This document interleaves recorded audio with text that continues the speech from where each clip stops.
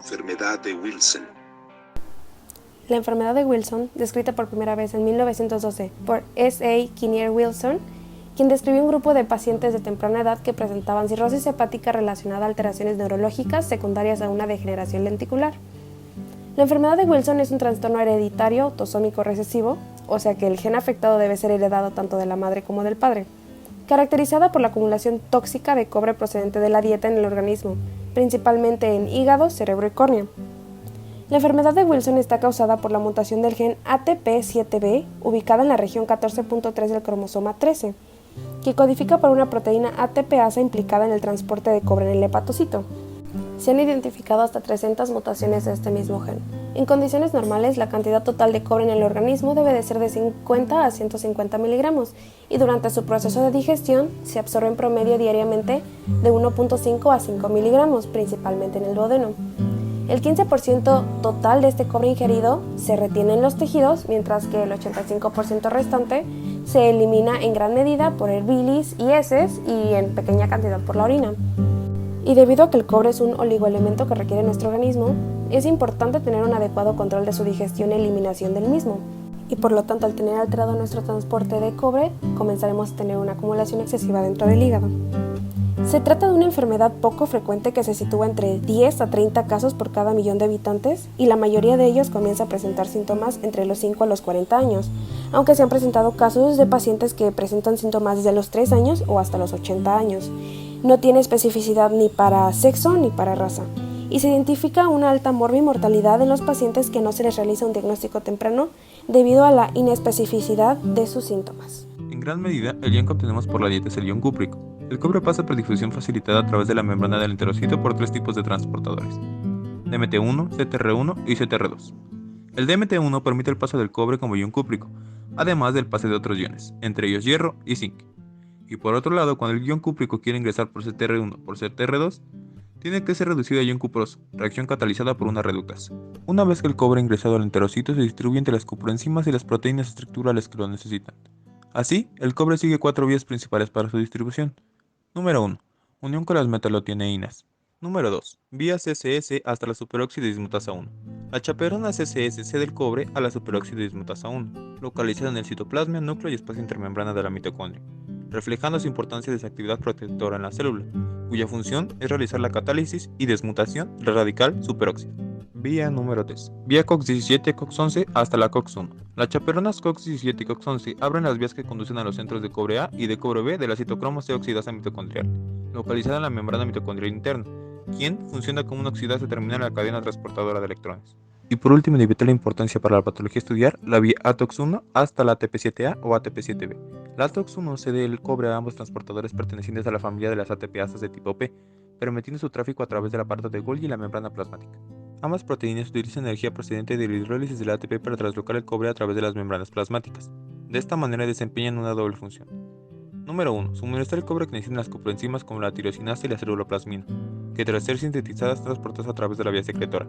Y número 2. Eliminar el exceso de cobre por la bilis, mediante una vía de exocitosis. ¿Cómo es que desempeñan estas dos funciones? Resulta que cuando el cobre está en exceso en el interior del citoplasma, el transportador ATP7B modifica su situación y se coloca en una zona post-Golgi, donde facilita la eliminación de vesículas con alto contenido de cobre al canalículo biliar, pues no es recuperado por la circulación enterohepática.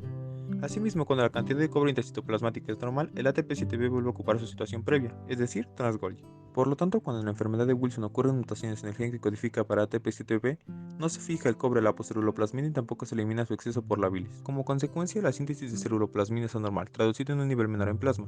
El exceso de cobre citoplasmático en los hepatocitos tiene un efecto oxidativo sobre todas las estructuras internas, sobre todo y de forma más precoz en las mitocondrias. Ante esta situación, el organismo intenta minimizar los daños en una fase de adaptación, reduciendo la absorción de cobre en el intestino y aumentando la capacidad de fijación por parte de las metalotineínas para conseguir disminuir su potencial tóxico del cobre. Cuando estos mecanismos compensadores son desbordados, el cobre sale del hepatocito e incrementa su fracción libre plasmática, lo cual no sucede con el cobre total ya que la fracción ligada a ceruloplasmina está muy descendida.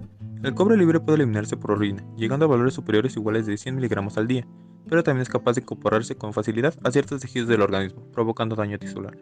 En el cerebro, las áreas más sensibles a la oxidación por cobre son los núcleos basales, principalmente el putamen y el lenticular. En el ojo, su depósito en la membrana de Desmond da lugar al anillo de Cassin-Fisher. Además, existen otros tejidos que pueden ser dañados, como el riñón, articulaciones y algunas membranas de Matis.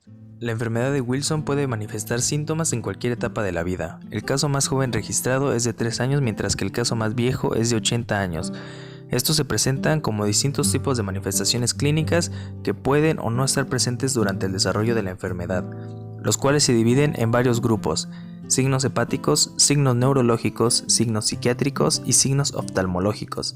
Por otro lado, es importante destacar la presencia de los pacientes asintomáticos, quienes no presentan signos clínicos visibles. Sin embargo, sí cuentan con anormalidades a nivel bioquímico.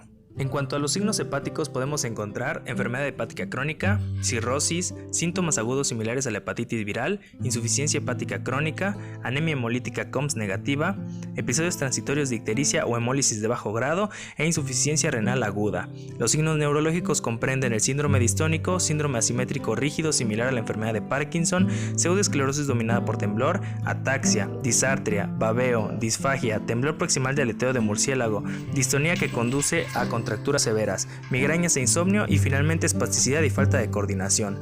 Entre los signos psiquiátricos destacan el deterioro académico, cambios en la conducta con pérdida de inhibiciones, hipersexualidad y deterioro cognitivo leve, depresión, ansiedad e incluso psicosis. Finalmente, los signos oftalmológicos comprenden el anillo de Kaiser-Fletcher y las cataratas de girasol. Tanto el fatal desenlace de la enfermedad de Wilson como las complicaciones que genera durante su desarrollo hacen que sea necesario diagnosticar la enfermedad en etapas tempranas, por lo que se ha desarrollado un sistema de puntuación para confirmar o rechazar el diagnóstico de la enfermedad, el cual se basa en la presencia de tanto signos clínicos característicos como presencia anormal de la actividad metabólica detectada mediante pruebas clínicas.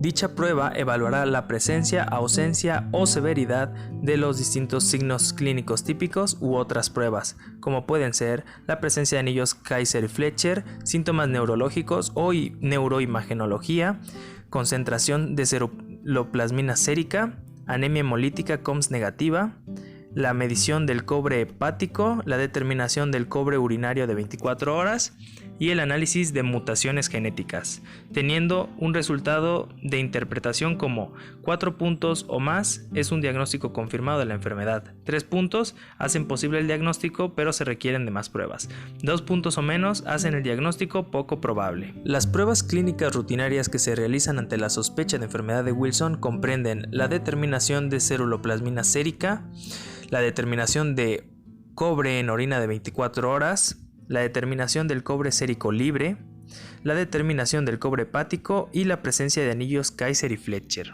Existen otras pruebas que pueden guiar o contribuir al diagnóstico de la enfermedad de Wilson, como son las pruebas de perfil hepático en busca de niveles ligeramente elevados de transaminasa, las pruebas de química sanguínea en busca de bilirrubina indirecta elevada y la presencia de fosfatasa alcalina disminuida por efecto de la hemólisis, las pruebas de imagenología para observar patrones neurológicos visibles como el signo de la cara del panda gigante y la biopsia hepática que puede hacer mucho más precisa la determinación de la enfermedad por medio de la observación de cobre en el tejido hepático. Las pruebas genéticas son imprácticas para diagnosticar individuos sin antecedentes familiares de la enfermedad, debido a la gran cantidad de mutaciones que pueden causar la patología. Se conoce que son cerca de 500, pero son altamente efectivas en el diagnóstico del paciente asintomático y en el rastreo de los familiares que pueden portar la enfermedad. La enfermedad se puede abordar desde distintos ángulos. El tratamiento nutricional consiste en evitar alimentos con alto contenido de cobre como chocolate, almejas, nueces, champiñones, hígado y soya, e incluso se debe ser cuidadoso con la cantidad de cobre en el agua que se ingiere. El tratamiento farmacológico más efectivo, sobre todo en pacientes con estados avanzados de la enfermedad, es la quelación de cobre por medio de medicamentos como la penicilamina y la trientina. Otro tratamiento utilizado consiste en reducir la absorción del cobre intestinal utilizando sales de zinc, mientras que los antioxidantes como la vitamina E pueden surtir efecto como coadyuvantes. La fisioterapia es ideal para tratar los síntomas neurológicos, los cuales deberían mostrar mejoría a partir de los 5 o 6 meses después de la implementación de las terapias. Sin embargo, después de los 24 meses los signos neurológicos que aún prevalezcan serán usualmente permanentes. El tratamiento quirúrgico está reservado para las personas con falla hepática aguda. Es el único tratamiento que soluciona por completo la fisiopatología subyacentes. Se deben revisar los niveles de cobre y ceruloplasmina séricos, el índice internacional normalizado para la enfermedad de Wilson, un hemograma completo y uroanálisis. Incluso más seguido se lleva a cabo la terapia de quelación y la exploración física al menos cada 2 años. El tratamiento es de por vida a no ser que se realice un trasplante del hígado.